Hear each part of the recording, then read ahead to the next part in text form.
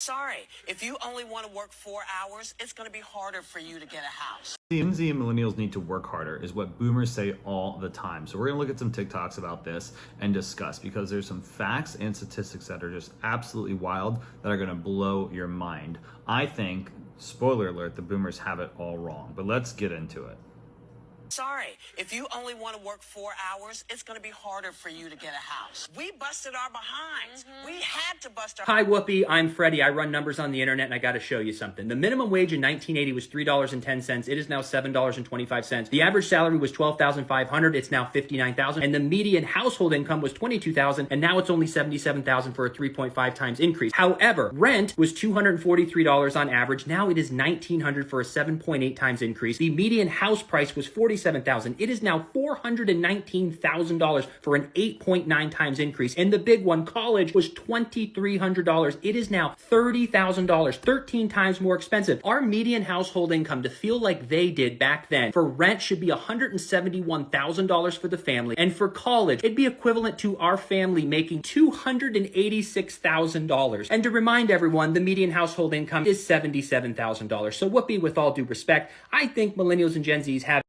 And there's another huge thing that people always forget about on here, and I was just reading an article about this today, is that the housing market, so I flip houses, but is that the housing market is completely unaffordable to Gen Z and oftentimes millennials too. And there is a couple reasons for that, of course, but one of the main ones, which is super, super surprising, at least to me, is billionaire companies, billion-dollar companies and corporations. So there's Blackstone, and they own about 300,000 houses right now, single family houses, and what they're doing is renting them out. Now, that's only about 3% of the entire market, but in places like Atlanta, or even in some other places in Georgia, they have bought up to 30% of the active homes on the market.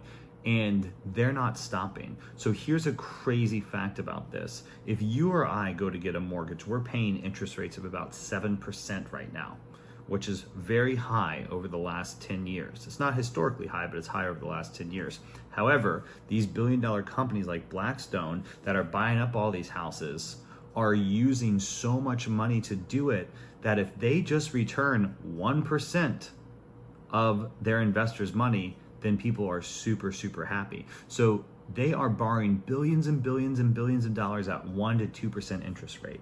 So a normal house at $400,000 that you and I would have to pay for, we would have a mortgage payment after a down payment of about $2,700.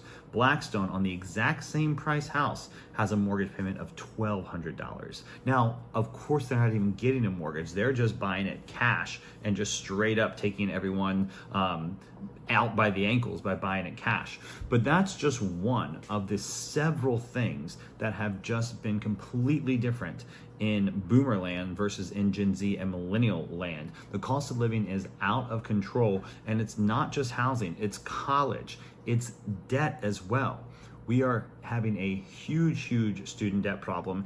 And not only that, the jobs, on average, Gen Z jobs are $30,000 out the gate. So people are getting paid $30,000 in this economy and expected to live, expected to have housing, expected to have food, healthcare, car insurance, affordable groceries. Like, that's ridiculous. So there's another TikTok that's really good that he popped off about cost of living. Up on TV and speak on anybody's lifestyle at all. Shut up. I am so sick of boomers and older people and everybody in that category calling Gen Z and millennials lazy, like we're just some generation of people that don't want to work. We just want everything handed to us. We're just super entitled. Cut the bullshit. Stop the cap. That $500, $600, $700 apartment that you had when you were in your 20s, that apartment that you could afford and still save money to buy a house one day, that house that was $30,000, $40,000, $50,000 when you were little, triple that shit. Quadruple that shit.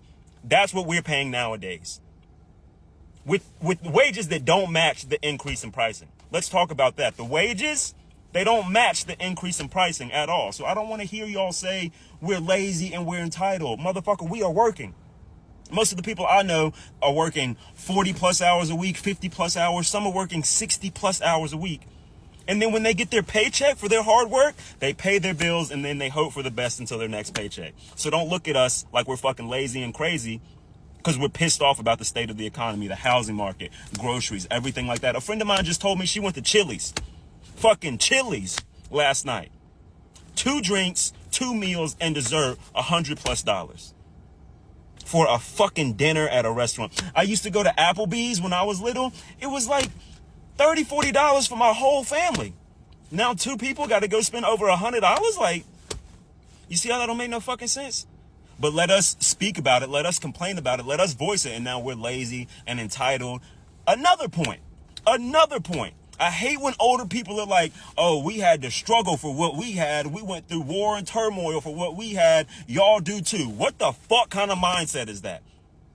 What the fuck kind of mindset is that? That's like having kids and being like, oh, I struggled and went hungry when I was young, so you will too. You see how that doesn't make any fucking sense? This is not millennials and Gen Z and young people complaining or being entitled or just wanting things handed to us. This is us saying, hey, we are working our asses off every day of the fucking week. And when we get a return on our efforts, it's minimal. It's bullshit. It's crumbs. And we have the fucking right to voice it. And it's exhausting. It's fucking exhausting. Other thing about that is super interesting is that there is this whole mindset on boomers that millennials and Gen Z are, like he said, lazy. But what you find in a lot of what Gen Z talks about and what millennials talk about is they're not lazy. They're overwhelmed by the idea that they have to make all this money just to eke out a normal semblance of living. So you have to put yourself in their shoes that says, why are they going to spend all their time and effort on this hamster wheel when this hamster wheel can't even produce anything that they were grown up with or they grew up with? So this is the first generation in history that's probably going to have it worse economically than their parents, which is just an absolute wild thing. And they know that though. And because they know that, they're just not even inspired to go and spend all this time and effort at work. That's why you see these quiet quitting. That's why you see them maybe having tried to do 2 jobs at once and not tell the other jobs about it. Maybe you see them saying and having viral TikToks like, I just don't want to work anymore. It's not that they don't want to work, they want to work, but they just don't want to have to try to climb this insurmountable mountain that they feel like they have to climb. It's just absolutely wild. And me as a millennial trying to put myself into that mindset of why would you go to work 40 hours a week and bust your ass just so you can incrementally make your life better, but it's still not going to be as better as boomers had it when they were your age. It's still not going to be as better as Gen X has it when they were your age. It's just absolutely wild. And to think about that causes, I would imagine, a lot of burnout, a lot of depression, and a lot of just overwhelmed that they don't even want to get out of bed in the mornings to deal with it.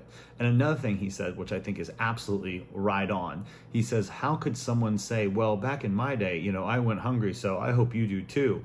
And he was really upset about that. But that's another weird thing that the boomers do. They think that somehow their life should be aspirational to younger generations. They say things like, well, back in my day, I had it this way and I had it that way. Yeah, but you're not the aspirational figures that we want to grow up to be.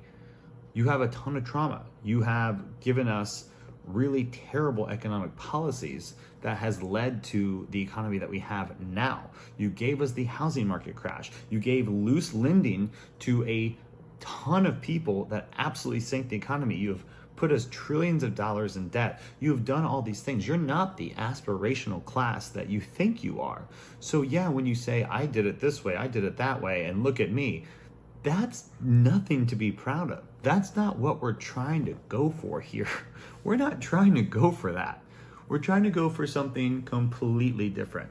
So when you say my struggle should make it mean that you can struggle too, it doesn't mean we're lazy or weak. It just means that that's not the point that we're really trying to aim for. You know what I'm saying? One of the comments on here that got 47,000 likes is, I love how the rich give us advice on living. They have no idea what a struggle is. And that's a really fair point too. I mean, these are people that have been wealthy and of the upper echelons of American society for damn near 20, 30, 40 years, maybe all their life. Their semblance between reality and what they're going through right now is completely different than the reality of Gen Zs and millennials. It is absolutely, absolutely insane. Another one right here says, my boyfriend works 65 hours a week just to pay bills and rent. That's insane to me. Now we have this other TikTok right here that says, the salary you need to live to make today, to live like your parents making $30K in 1983.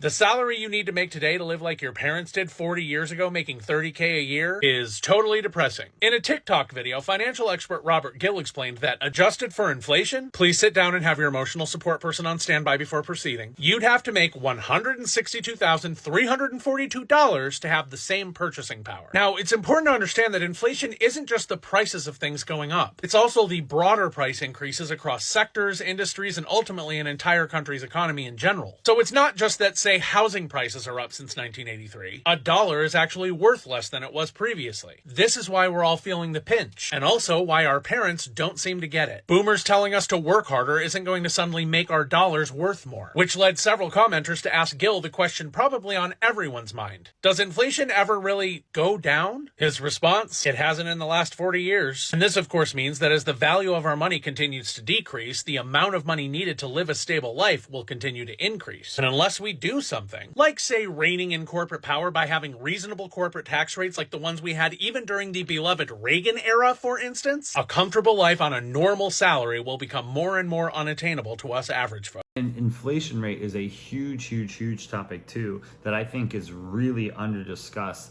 in the national zeitgeist right now. Because if you think about it, the entire financial system of the US has been devalued and devalued and devalued and devalued every year as we have gone through with our inflationary policies and allowing this debt to kind of just run out of control. And it's not the baby boomers that are getting hit by it. It's not the Gen X that are getting hit by it. It's the Gen Z and millennials.